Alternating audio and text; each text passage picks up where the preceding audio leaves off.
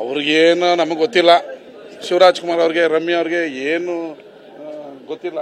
ಕನ್ನಡಕ್ಕೆ, ಕರ್ನಾಟಕದ ಅನ್ನ ತಿನ್ನೋದು, ಕನ್ನಡ ಚಿತ್ರರಂಗದ ಬಗ್ಗೆ, ಕರ್ನಾಟಕದ ಬಗ್ಗೆ, ಕನ್ನಡದ ಭಾಷೆ ಬಗ್ಗೆ ಅನ್ಯಾಯ ಆದಾಗ ಮಾತಾಡಬೇಕು ಚಲನಚಿತ್ರಗಳು.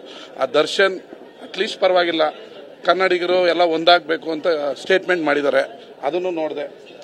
ನಟರು ಬೆಣ್ಣೆ ಹಚ್ಚೋದನ್ನು ಬಿಟ್ಟು ಬೇರೆ ನಟರು ನಮ್ಮ ಭಾಷೆ ಬಗ್ಗೆ ಮಾತಾಡಿದಾಗ ಅವ್ರಿಗೆ ಸರಿಯಾದ ಟಾಂಗ್ ಕೊಡೋದನ್ನು ಕಲಿಬೇಕು, ಬೆಣ್ಣೆ ಹಚ್ಚೋದನ್ನು ಬಿಡಬೇಕು.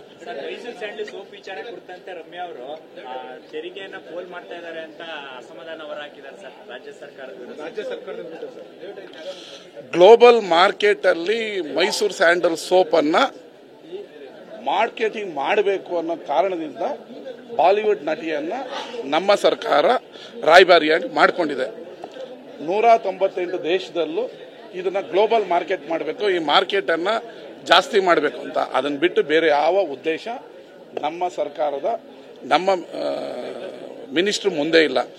Tamanna is a global actor. ಅವ್ರ ರೀಚ್ ಬಹಳ ಜಾಸ್ತಿ ಇದೆ ಅನ್ನೋ ಏಕೈಕ ಕಾರಣಕ್ಕೆ ಮಾಡಿದೀವಿ. ಅದರಲ್ಲಿ ತೆರಿಗೆ ಪೋಲಾಗಲಿ ಮತ್ತೊಂದಾಗಲಿ ಅಲ್ಲ. 6 ಕೋಟಿ ಕೊಟ್ಟು 6,000 ಕೋಟಿ ಹೊಡಿಬೇಕು ಅನ್ನೋದು ನಮ್ಮ ವ್ಯಾಪಾರದ ಉದ್ದೇಶ.